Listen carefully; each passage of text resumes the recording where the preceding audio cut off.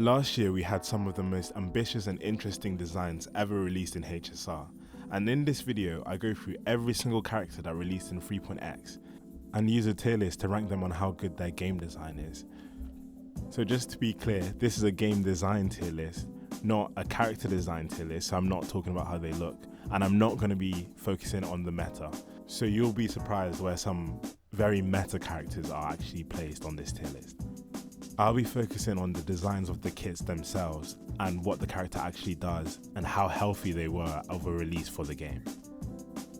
You guys might not know this about me, but I actually have a master's degree in computer science with games engineering, so I've had an interest in game design for quite a while now. But at the end of the day, this tier list is subjective, so everything I actually say here is my own opinion, and don't take it to heart if your character is not placed as high as you would have thought. Instead, leave a comment explaining why I'm wrong and why your character deserves to be higher. Alright, so let's get right into it. Let me take you all the way back to the beginning of 3.x. Let's have a quick think. Imagine you're a Hoyoverse dev and you've been tasked to create the first Remebrance character to usher in Amphoreus, someone that can explain the mechanics of the new path, such as memo sprites and joint attacks, whilst also being simple enough for people to understand them in an intuitive way. You're not going to pick Castorice because she's a bit too complicated, and you're not going to pick Hyacine because she doesn't have certain features like no joint attacks and her member sprite not being on the field. So the perfect choice for that is Aglaea, and I think that's why she deserves to go in A tier. I think she does a really good job at what she was designed to do, which was an introductory character to Remebrance as a whole. I do really like certain parts of her kit, like the fact that she converts speed into damage. I think that's really cool, but the thing that holds her back from the higher tiers, the S and the S plus tiers, is the fact that her energy issues really drag down her team building capabilities. Like, if you heard that a DPS uses speed to increase their damage, you would think that some supports like Asta and Hanya might become useful, like they might get revived from that. But because of Aglaea's energy issues, you end up having to run her with characters like Sunday or more recently Cyrene, because it's just so hard to generate enough energy for her to keep her ultimate state. And genuinely, it wouldn't be that big of a design issue if it wasn't for the fact that her ultimate actually does nothing. All it does is advance you by 100% and stop you from losing over half of your damage. Having to warp your entire team building just to build enough energy for that is just not worth it. I would propose some sort of payoff for using your ultimate, so like maybe a stacking damage buff, or maybe just make it easier for her to maintain her supreme state. From a purely design perspective, it seems like her energy issues are just there to sell a solution in the form of her E1 or Sunday, and I do think it is just to justify Sunday for the most part, because he doesn't really work for any other Remembrance unit, so they needed him to have a core part in Aglaea's teams. So I think A is pretty good for her. She's a strong design with a few issues here and there that stop her from being top tier. So next up is the Herta. I'm a lot more conflicted when it comes to the Herta's kit design and her place in the game as a whole. I think her design has some really strong components to it, but there are just a few things that prevent her kit from being one of the best of Amphoreus. So the Herta is Hoyo's third attempt at a Emanator style character, which is a character like Acheron or Phainon who desires similar characters on their teams to enable their kit. Put simply, Acheron wants Nihility units and the Herta wants Erudition units. One of the things I really like about the Herta's kit is that it shows that Hoyo learned some lessons from their previous Emanator style releases. The biggest improvement compared to the Emanator style characters before her is that the Herta actually provides a sizable buff to all of her teammates for a relatively generous condition, giving 80 crit damage to all allies for just having one other Erudition unit on the team. So I really like this passive for three main reasons. The first reason is that Erudition units actually give crap buffs, so giving a boost to their damage actually makes the teams feel strong. My second reason is that crit damage buffers like Sunday can use this crit damage to increase their own buff that they provide. The third reason is that it makes the Herta more future-proof, since if there's an erudition unit that power creeps her, they can just be ran together, since the crit damage buff is usually enough to justify the slot. But to be honest, that's where all of the good things about the Herta end. I'm not really a fan of her core kit as a whole. The best way I could probably explain it is that there's just too much going on in a way that doesn't really mesh together well to make a good kit. So the main goal for the Herta is to build up your ultimate to get your enhanced skill and use it on an enemy with 42 interpretation stacks to get the highest multiplier. The issue is there's just too many conditions that have to line up perfectly for you to get that damage. So what happens if you're able to generate your ultimate quickly and you just don't have 42 stacks of interpretation? Or if you have 42 stacks but you're really struggling to build up your ultimate quickly? It ends up in a scenario where you end up just waiting. You hold your enhanced skill waiting for 42 stacks or waiting for a skill point, or you don't have 42 stacks and you're still waiting for an ultimate. And it just kind of feels bad because there's just so many conditions for you to have a good payoff. Unlike a character like Acheron or Phainon, where like for Acheron, you only need to get 9/ streams and then you can unleash your ultimate. You don't have to wait for any external energy or skill point. Hoyo should have focused on one core part of her kit, maybe make that the enhanced skill and make it so that when you have 42 stacks, you automatically get your enhanced skill, something like that. Because having to then generate ultimate energy, it just doesn't feel rewarding. It feels like adding extra steps to something that doesn't need extra steps. I think Anaxa really did a good job in helping her out and making her kit feel more complete by consolidating her AoE damage. But I do think he made things a bit more complicated for her, because in some ways he can do her job better than she can, even though she was supposed to be the DPS and he was supposed to be the support. But we'll get onto Anaxa later. I think that the Herta goes in B, and let's just keep moving. This might be a longer video than I thought it would be. The next character I'm actually really excited for, the first S+ tier character, is going to be RMC. One thing you're going to realize from this tier list is that I'm a huge fan of universal supports. That's just one of my personal preferences. I think it's good design to make characters that are very flexible and fit into a lot of teams, because when they're released, it changes how every single character can be played, rather than just how one team or one character can be played. And RMC is the epitome of a universal support. Every single DPS character in the game has a team where they can use RMC. I think it's a miracle that they're balanced in such a way where they're useful in every single team, but they're not necessarily the best option in every single team. I think that by far RMC is the best Remebrance character in all of Amphoreus, and Mem is the best memory sprite. The fact that there's no weird shenanigans going on with off-field memory sprites or memory sprites that don't appear in the action value bar makes Mem feel like more of a complete design overall. And the fact that they were able to cram all of the new mechanics of Amphoreus into one character with true damage, memory sprites, joint attacks, without the kit feeling bloated, is a testament to how good the design is. So let's actually talk about the kit. I'm a huge fan of the fact that charge is representative of how much energy the team generates over time. This both makes the mechanic more universal and adds an extra level of complexity, because characters that can generate more energy or using energy recharge ropes actually generate more charge, which is just a fun extra layer to the kit. RMC was also our first introduction to true damage, which is a mechanic that I really like as a whole. My favourite thing about true damage is that it also scales with the investment of your account. Because it considers all of the buffs in your team, getting constellations or signature weapons that buff your damage will proportionally increase your true damage, regardless of what the constellation gives you. So for example, if the constellation gives you Red Shred, but you already have Red Shred on your team, that Red Shred becomes less effective, whereas the true damage would be as effective regardless. This makes RMC an outstanding character in both lower and higher levels of investment. And the best thing about it is RMC is free. They are literally a low-cost cheat code.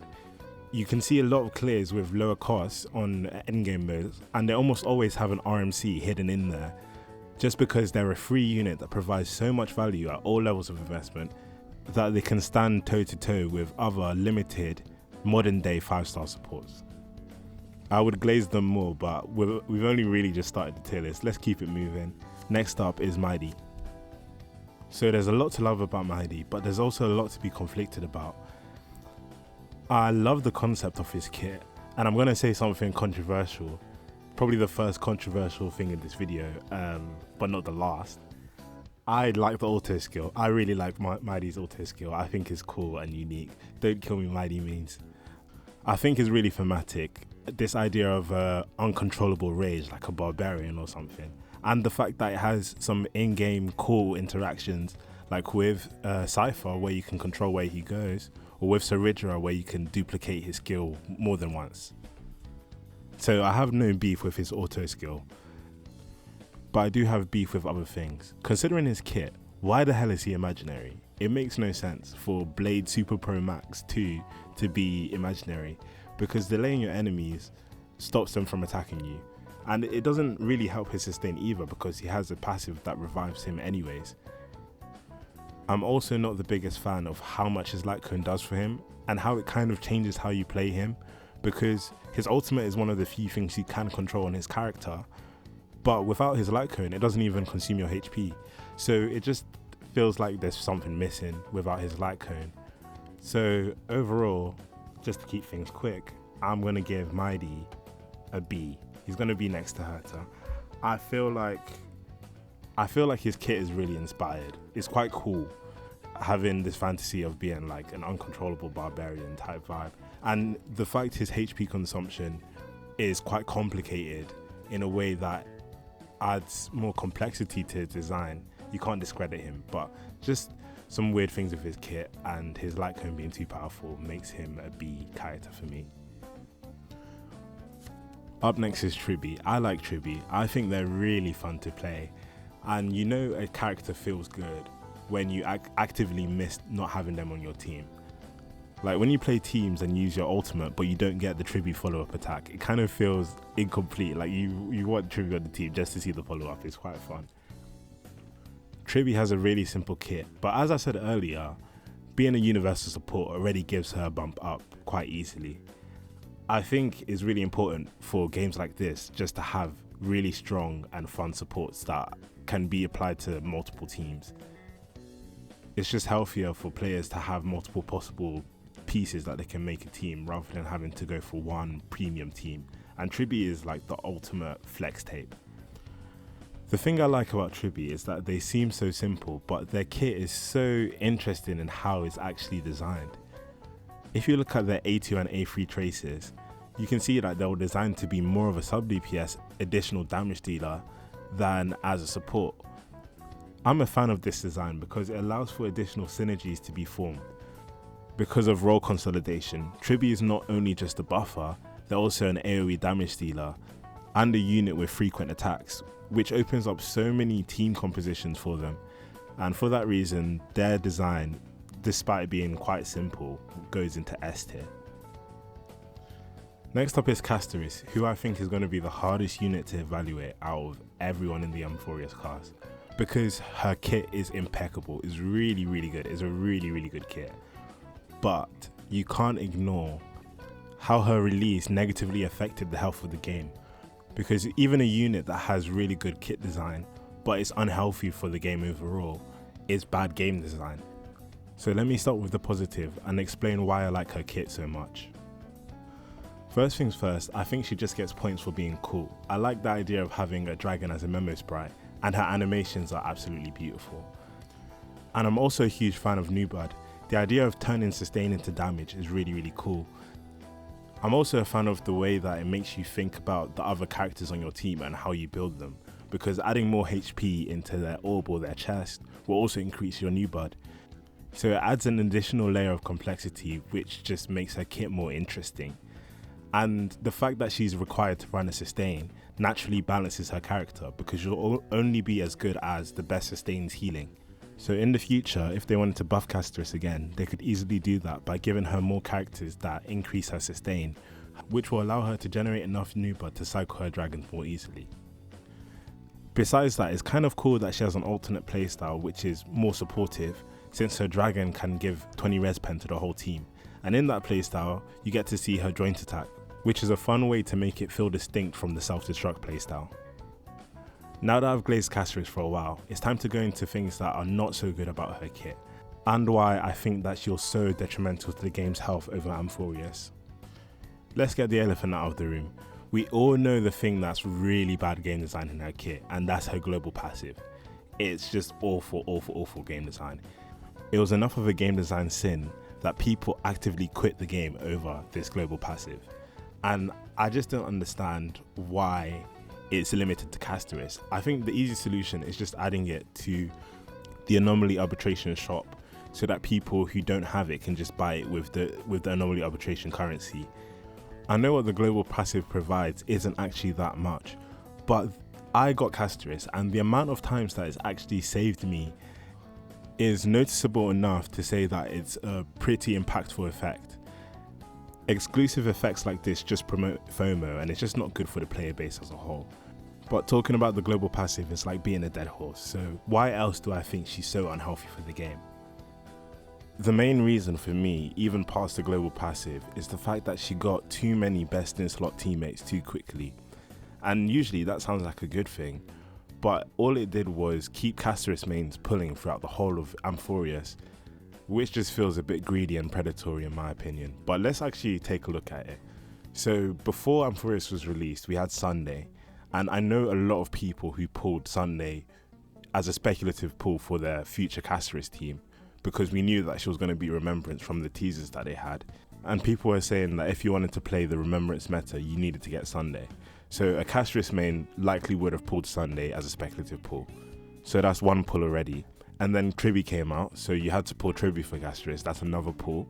Then Castorice herself came out, that's a third pull already. Then after that, Hyacine came out, which was Castorice's best in slot support, so you had to pull her as well. Then Cipher came out with the wheelchair core, which seemed like Castorice's best in slot team at the time, so that's another pull. Then Evernight came out, which was just an unnecessary addition to the Castorice team, but you needed her for the best in slot team. And then Cyrene on top of that, which is just way too many units. That's 7 units for one team that has 4 slots. And in all of my experience of Hoyo gacha, it's kind of unprecedented to see a character who gets so many improvements to their best in slot team so quickly. And I feel like it just punishes people who follow the meta and keep up with what the best teams actually are. Especially because at the time that we're pulling for these characters, we don't know what future characters are going to be doing. And it's just bad design to make people feel like they don't even need to pull characters because they're just going to get power crept by future releases in less than 2 patches. If you pulled all of these characters for Castorice, on average, you pulled 1 character every 2 patches for the same team. I wish HSR's meta was just a bit more stable, and Castorice just shows the instability of the meta. But her kit is overall really good, so I'm just going to put her in A tier. So next up is Anaxa, and Anaxa has my personal favourite style of game design. When a character's kit is kind of janky and has multiple different pieces that don't really fit but come together to form a really cohesive and strong kit, and I think Anaxa just fits that profile perfectly. I love Anaxa because he fulfills so much more than what he was designed to be. He was designed to be first and foremost a support for the Herta, but his kit as a main DPS is so much more compelling of a playstyle, and it makes him so much more interesting of a design overall.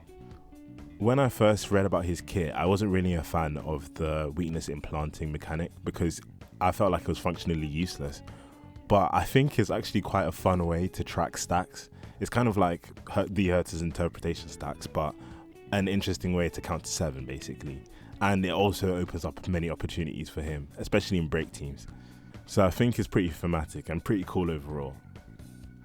Anaxa is probably the most flexible DPS in all of Amphoreus, mostly because his kit is so saturated with personal buffs.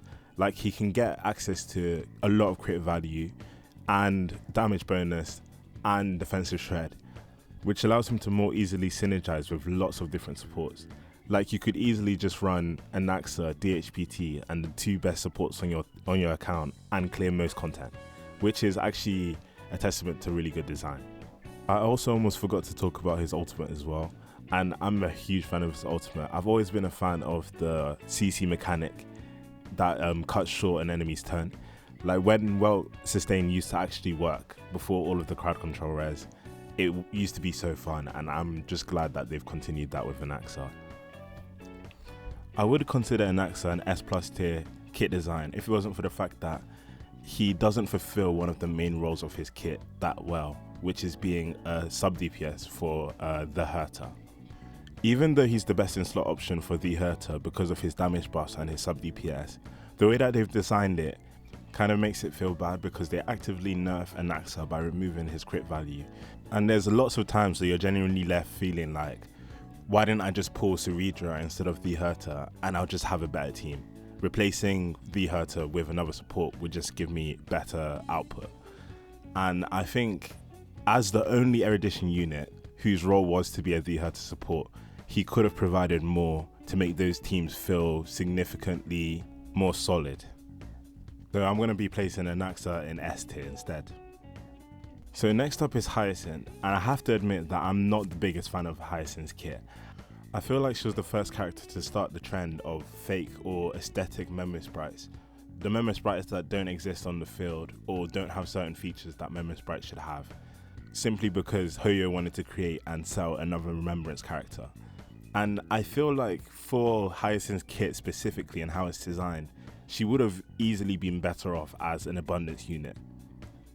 I think the core concept of directly converting healing into damage is such a cool concept for a character, and I think they did a decent job.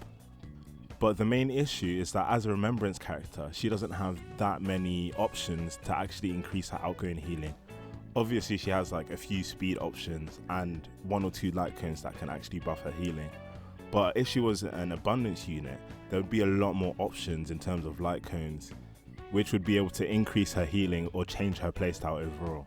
Apart from that, her kit is quite straightforward and simple, and it fulfills a cool niche of being a HP buffer. But at the same time, all she does really is heal and buff HP, especially without her signature light cone, which makes her feel complete. I think that the HP consumption effect that you get from her signature light cone should have been part of her base kit. It makes too much sense and it makes her kit feel way more complete, and that's just not great design to make a kit feel incomplete unless you invest more into the character. Like, let's be so real. She should have been like that from the get-go. But overall, she doesn't commit any major game design sins. She's just relatively uninteresting, and she shouldn't have been Remebrance, if I'm being honest. I love Fat Fuck and everything he represents, but it just doesn't feel like good design. So I'm gonna put her in C tier. Next up is another absolute banger, Cipher. Cipher deserves to go in S+ tier, and let me explain why. Obviously she's a universal support, so she already gets a bump in my criteria, but I just love the way that her design was implemented, considering that true damage in and of itself is just an additional increase to your multipliers, kind of like vulnerability. So Hoyo had to be really creative when creating their first limited 5-star true damage support, considering that we already get a free true damage support in the form of RMC. And I really like how clever they were with her kit. First things first, I'm really impressed that they managed to create a character that could buff both Acheron and Phainon, who had both seen a decrease since the Amphoreus meta. And being able to do that with one character by making her both a debuffer and a follow-up attacker is really clever, and just good design overall. I like the fact that even though she's a support, she has enough personal stat buffs in her kit to make her a competent sub DPS, and in some teams a competent DPS as well. And obviously we need to talk about the main feature of her kit, which is the patron stacks. And I love everything about this. I love how thematic it is.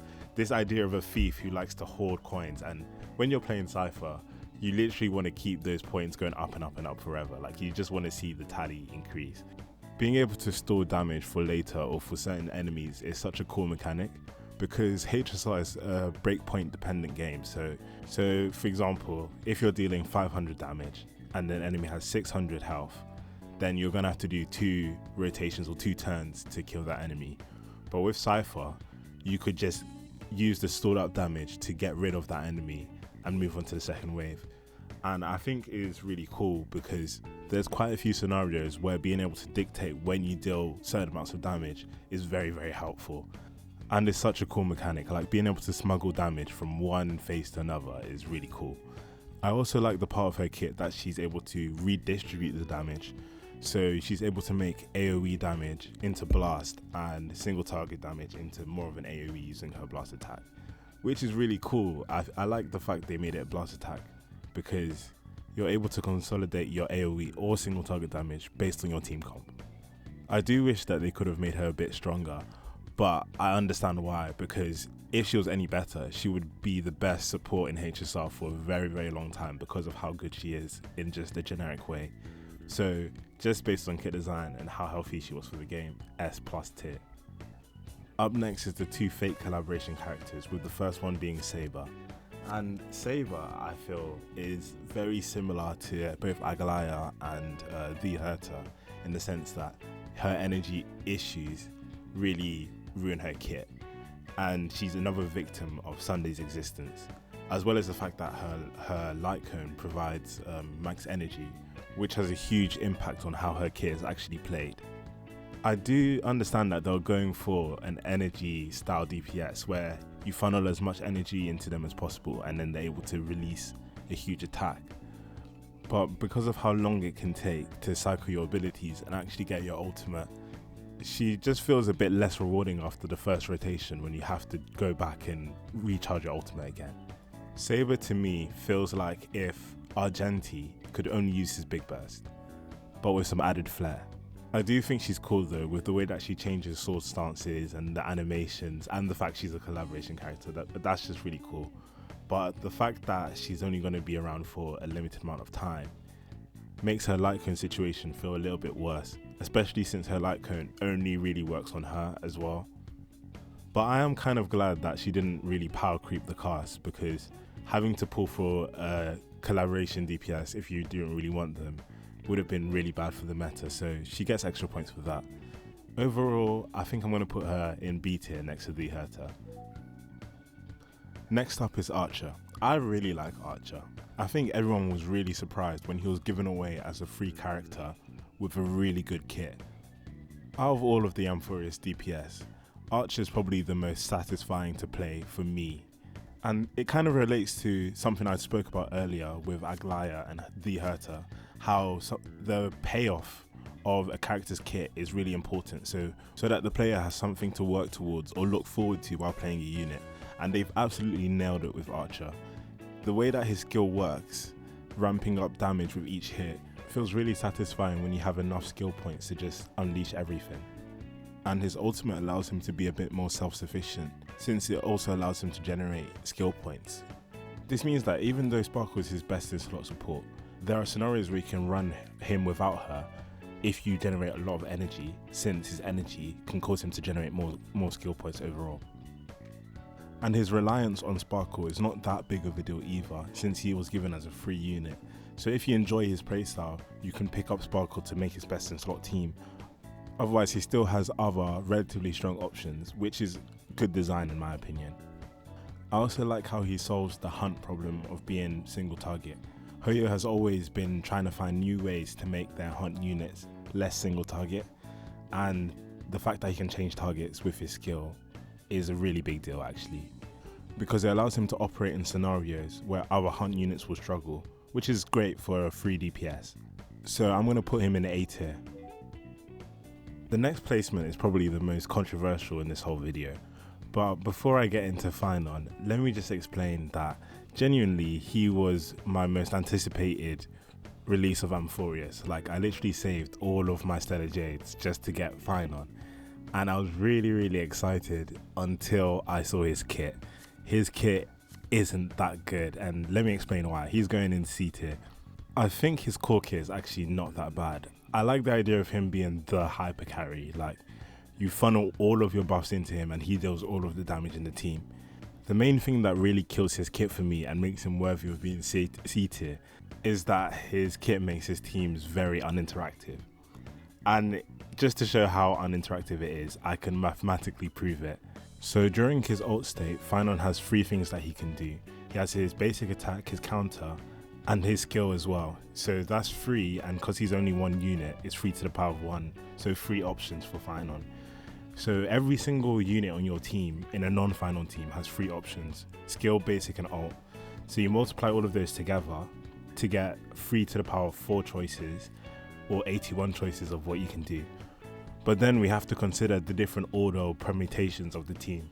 Hyacine going before Castorice will be a different outcome than her going afterwards, for example, or Phainon doing his skill before his counter would be a different outcome. So if we consider a Phainon 3-turn rotation, which gives him an opportunity to try out all of his options, then we get 3 times 3 times 3 choices, or 3 to the power of 3 choices, which totals to 27 choices in a 3-turn Phainon rotation. In a non-Phainon team, you can have different orders. So you can have 2, 1, 3, 4 instead of 1, 2, 3, 4. So you actually have to account for those different orders in your calculations. Assuming that each unit in your team goes once in the rotation, there's 4 options for who can go first, 3 options for who can go second, 2 options for third, and 1 option for the last slot. And this is equal to 4 factorial ways of ordering the team, which is equal to 24. So to calculate the amount of possibilities in a normal non-Phainon team, we just have to multiply 24 by 81, which gives us a number of possibilities when you consider the order of the characters as different possibilities. And altogether we get 1,944 possibilities, which is a lot higher than Phainon's 27. And this is before considering things like follow-up attacks and memory sprites, which add additional actions. So if my possibilities are limited so much in how I can actually play by playing a Phainon team, he has to make up for it in some way. And I just feel like his gameplay loop is not that interesting for someone who absorbs your entire team. I also think that his role of being the hyper carry in HSR is held back by the fact that he has no elevating buffs in his base kit before E2, and by that I mean like true damage or vulnerability or res pen, because it'll take all of the buffs that he's given by his teammates and take them to the next level by elevating them. But because he doesn't have something like this until E2, it means that he's more easily prone to being power crept, because he's only relying on his numbers rather than being able to boost his supports even more, so he fits into the archetype even better. So I hope that you think that C tier is justified for Phainon now, and if you disagree, let me know why in the comments. But I do have to give Hoyo credit for figuring out a way to give Phainon more polygons by kicking off his team, and that's really good technical design. Next up is Cerydra, and I think Cerydra's kit is really interesting because it solves one of HSR's weirdest design issues, but it also breaks the game's conventions in kind of a bad way, which I really think kills her kit design. So I might as well start with the positive. What is the design issue that she solves? And it's really specific. It's the Harmony 100% action advance issue. And the idea is that allowing 2 Harmony units to have 100% advance and advancing each other would fundamentally break a few things in the game.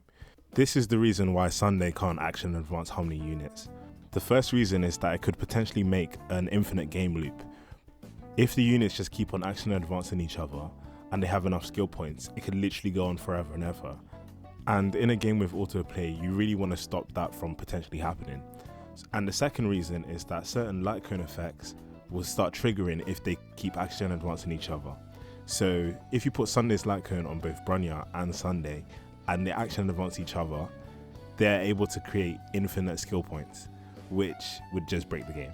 So the way that Cerydra's kit functions is a way for Hoyo to implement a sort of action advance without encountering the problem of 2 Harmony characters action advancing each other. And I think is a really clever and elegant solution to a really weird problem. But I just feel like there's a glaring issue with her design. Cerydra is the first support in HSR to be released where the main thing in their kit does not function unless they're in their archetype. Before Cerydra, supports were designed around having a complete and cohesive kit and then having certain bonuses for being in certain archetypes. There's quite a few DPSs in the game that don't deal skill damage, and if you're not playing a team with skill damage, Cerydra's stacks do absolutely nothing and they just stare at you in the face at max stacks while they just do nothing. Imagine if Robin only action advanced you if you use the follow-up attack. That's the equivalent. It just makes Cerydra feel really incomplete. Like, they could have made it so that her stacks had some sort of function on teams where they weren't being used by skill damage. So for example, they could have made it so that once you reach 12 stacks, Cerydra releases like a follow-up attack that's like an ultimate damage. Or they could have made it so once you reach 12 stacks, you get action advance, and that would be useful in a Phainon team as well. But they just decided to have nothing instead. Like, I'm not saying that she needs to repeat the damage from basic attacks or any other types of damage. It just feels like they could have done a lot more to make her feel complete outside of her archetype. I feel like a player who doesn't pay attention to the meta should still be able to pick up their favourite character and play them in a scuffed team and still be able to have fun playing that character. Like, you see those TikTok teams where people just play their favourites. I feel like Cerydra should be able to have a kit design or playstyle that allows her to be played outside of skill teams, even if it's crap, because people are going to end up playing not so good teams and they shouldn't be punished for playing their favourite characters. So Cerydra's going in D tier, our first D tier character.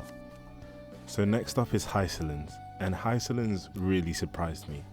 I pulled Hysilens just because I had extra pulls after skipping Phainon, and I like the fact that she has minor synergy with Boot Hill. But I don't have Kafka, and I still think that Hysilens is really well designed, and I love her kit. Let me explain. Even though it seems very simple, especially compared to the rest of the kits in Amphoreus, there are just a few layers of details that makes her kit shine in its simplicity.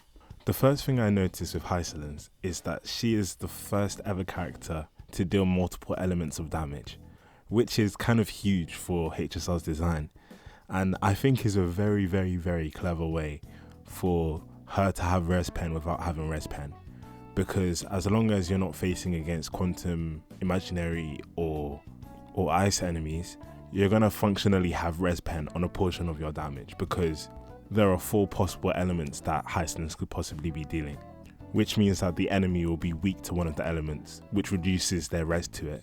So it effectively gives her res pen for a portion of her damage, which is a really clever way of going at it.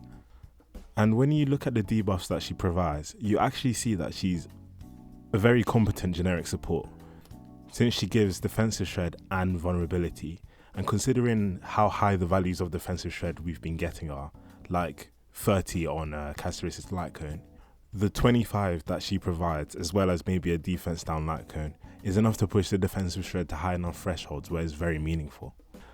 I like that she was able to save DOT by basically being the nihility path, simulated universe buff in the form of a character.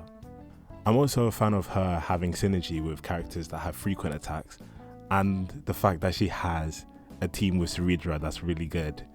I just like that they have low reasons to be together, and their team together is surprisingly good. I genuinely think that Hysilens' kit design is one of the best of Amphoreus, if not the best, just in its simplicity and the fact it was able to save DOT, and she also stands alone as a strong character in her own right, whilst also being quite healthy for the meta and not too reliant on her eidolons. Surprisingly, Hysilens is going to go in the S+ tier. Up next is Evernight, and I genuinely think that HSR would be a better game if Evernight wasn't in it. Her kit and what it does was such an unnecessary addition to Castorice's teams. Castorice was not in need of another support or sub DPS. She was already doing great, and just having an additional increase to her teams in the form of Evernight just feels greedy and doesn't really make much sense. And it wouldn't be that big of a deal if it wasn't for the fact that Castorice is the best Bane DPS in the whole game, so you would want to get her best in slot team. Evernight is also one of those characters that feels like a fake Remebrance unit. There's times where it feels like she's actively being held back by being a Remebrance unit, because she can't really be targeted by single target buffs like Sunday or Fugue. And if she could be targeted, she would actually be way better of a character, and Remebrance just limits her more than it adds to her kit, which is ironic considering she's the Remembrance support. She also has a very similar design issue to Escoffier in Genshin Impact, where her buff scales up really heavily when there's a lot more units on your team. But the difference is, Escoffier's kit was seen as being unhealthy, even though there are 30 Hydra and Cryo characters in her teams at the time of her release. Whereas when Evernight released, there were only 5 Remembrance units, and one of them didn't really have any good teams with her. So at her release, if you wanted to maximize her passive, you literally had to play 4 out of 5 Remebrance units, with 3 of them being limited units, which is kind of insane. I'd also like her kit better if there was just a bit more to it than pressing skill. Maybe if she had more than one Memo Sprite, or if her Memo Sprite stayed on the field longer, there'd be more interesting ways of approaching using her kit. So overall, I'm also going to give her a D tier. I pulled for her and I don't regret her, but her design just isn't it. Next up is DHPT, and I think he's a solid design that does his job quite well. Very similar to Hyacine, but for attack scalers instead of HP scalers. I do think that he could have had more of the specific summon buffs in his base kit rather than it being limited to his light cone. I do look at DHPT a little bit more favourably because he's free, and his kit almost feels like an apology from Hoyo for not designing any Remebrance characters that work well with Sunday apart from Aglaea, and I think he does a decent job of making Sunday useful. There's not much to really say, I'm just going to put him in B tier, just a little bit above Hyacine, but he deserves the B tier for being free. Next is Cyrene. Cyrene is an Amphoreus balance patch disguised as a limited 5-star character, and Hoyo made it so obvious. A lot of people dislike her because they consider her restrictive, but she actually has a considerable amount of viable teams, especially in comparison to supports that people would consider as less restrictive than her, like maybe Fugue or Sparkle, who just aren't best in slot in as many teams as Cyrene is. But Cyrene's kit is designed to feel as exclusive as possible. From the buff she gives, to the way that she charges up her ultimate, and the way that even her UI looks, she's designed to feel like an exclusive unit to buff up your Amphoreus characters. And I genuinely think that this is terrible design, mostly because she had no niche to begin with.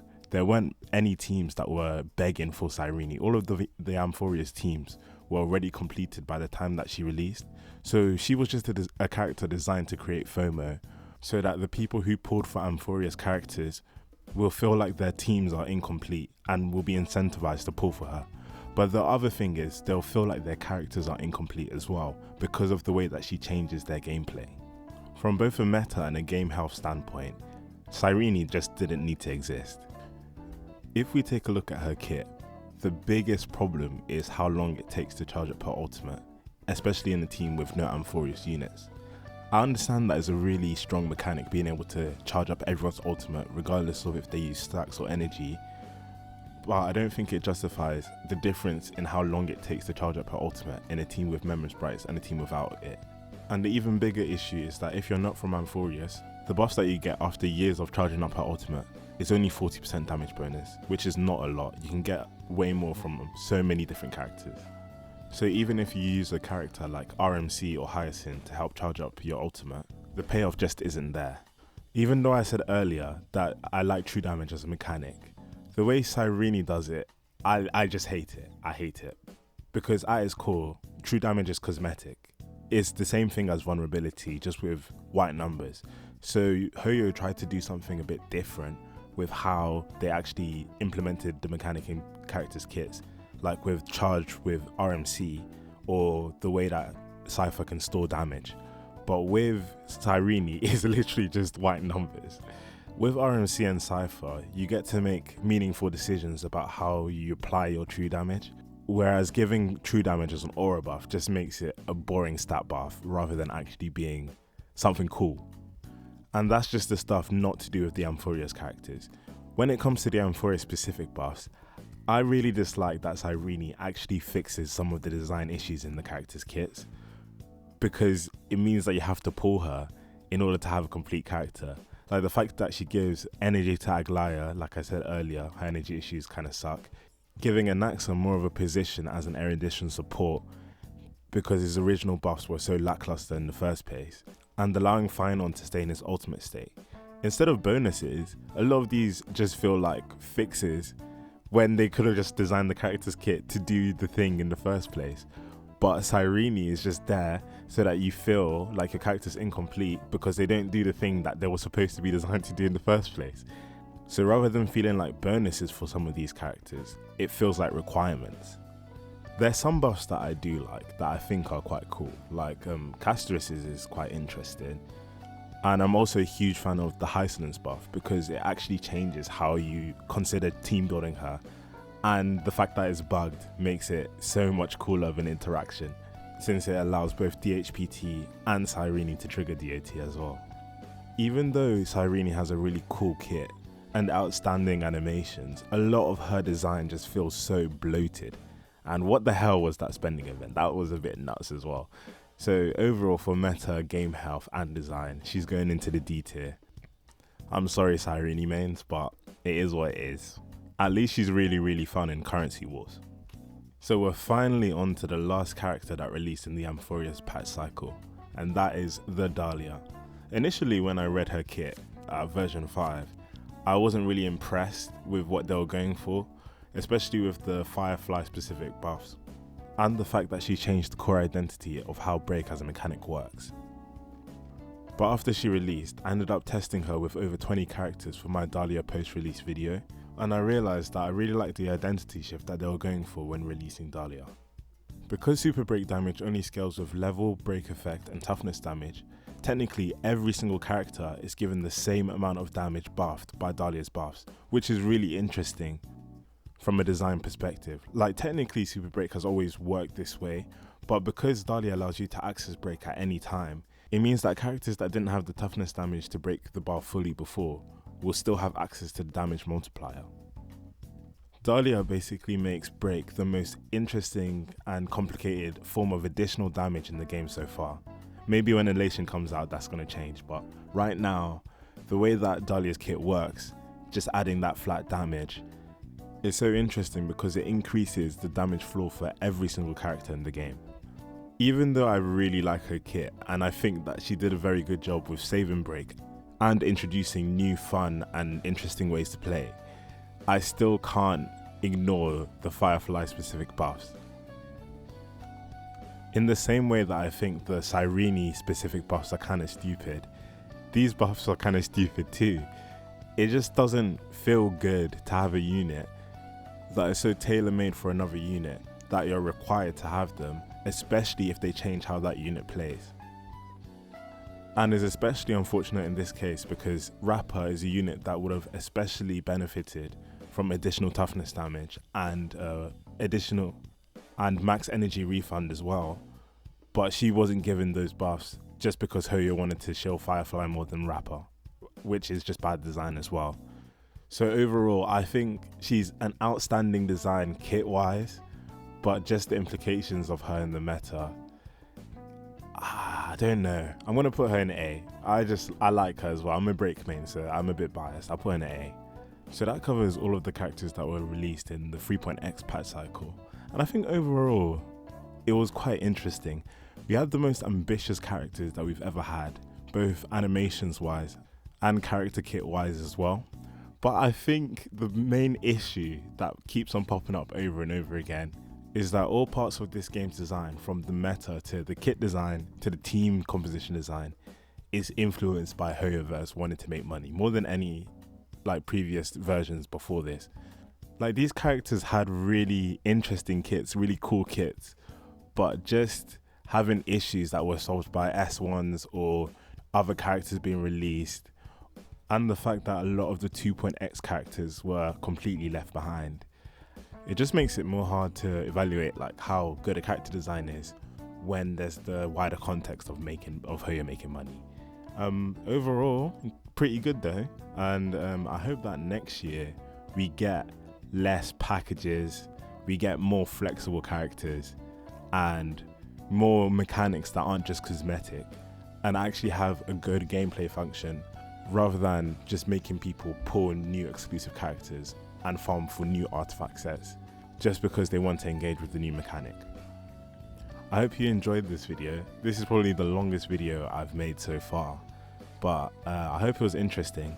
Yeah, if this does well, I'll do one every single year, and maybe I'll do a live stream as well, so you guys can give your own ideas, because I know that some of you guys have a good interest in game design too. Please like and subscribe. This channel's still growing, so help out a lot. Yeah, so thanks for watching. Bye.